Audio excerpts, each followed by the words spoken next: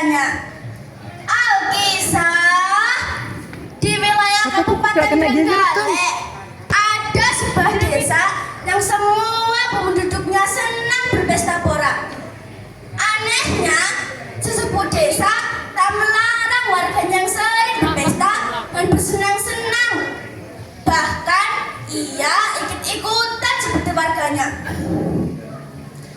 Kegiatan pesta itu berkembang menjadi tempat perjudian. Tak jarang berkelahi di tempat itu. Yang berkelahi bukannya direlai, tetapi malah jadikan tontonan. Keadaan desa itu menimbulkan kekhawatiran seorang wali penyebar agama Islam. Ia tak ingin perilaku orang-orang di desa itu ditiru oleh orang-orang di desa lain. Sang wali pun datang ke desa itu. Kalian sungguh-sungguh telah meninggalkan ajaran agama. Yang kalian kerjakan itu kerjaan setan. Bersadarlah kalian dan mari kembali kepada ajaran agama Islam. Ajak sang wali yang datang ke tempat pesta pora itu. Hei Pak Tua, melihat pakaianmu, pasti kamu seorang penyebar agama Islam. Sebaiknya kamu pergi saja. Kalaupun kami kembali pada ajaran agama Islam, di desa ini tidak ada tempat untuk beribadah. Jadi biarkan kami berpesta pora setiap hari, kata sang wali. Aku akan membuatkannya tempat ibadah untuk kalian, asal setelah tempat ibadah itu jadi, kalian harus mau beribadah dan tinggalkan kesukaan kalian untuk berpesta dan berjudi. Berapa lama kamu akan membuat tempat itu, Pak Tua?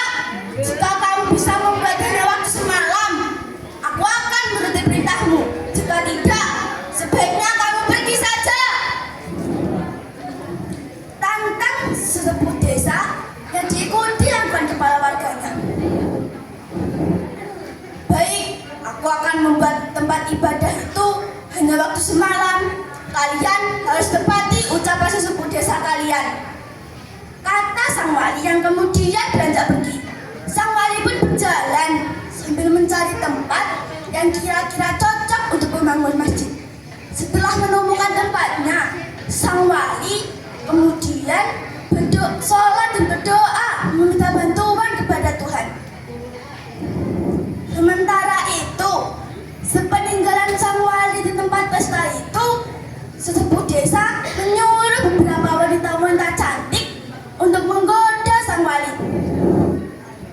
Wanita-wanita cantik itu kemudian menghampiri sang wali, tetapi sang wali tetap diam dalam berdoanya.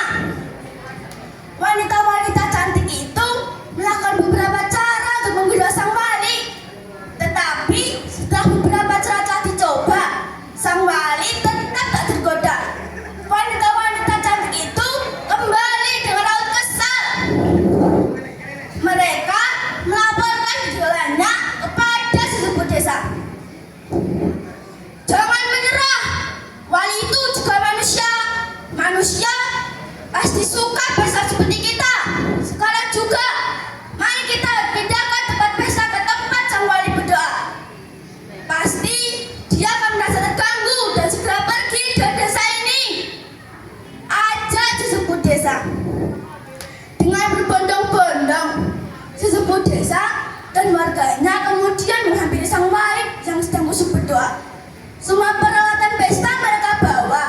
Di antara peralatan pesta yang mereka bawa adalah lesung, palu besar, sapu lidi, dan juga kendang.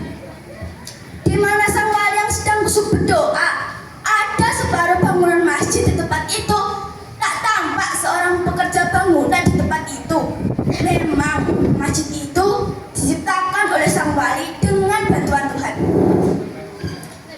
Sesepuh desa dan warganya kembali berpesta pora di dekat masjid yang belum jadi itu. Alat-alat musik mereka bunyikan dengan keras. Tung tak tung, tung tak tung, tung tak tung, tung tak tung, tung tak tung, tung tak tung, tung tak tung, tung tak tung.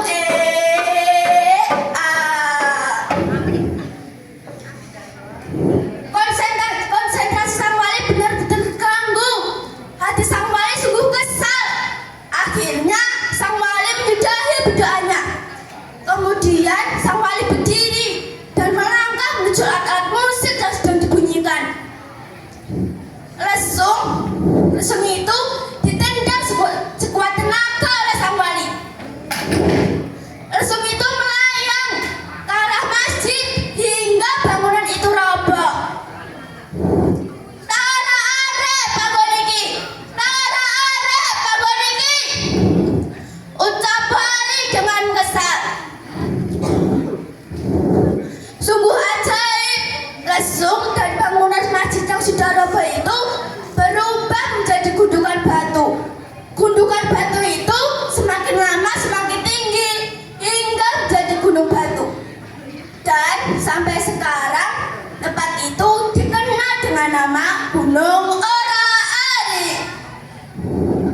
Nah, seru kan ceritanya? Begitulah cerita tentang asal-usul Gunung Ora Ari. Ada kurang lebihnya, saya mohon maaf sebesar-besarnya. Udah lari makan bakwan. Cakep. Ada ketela dibuat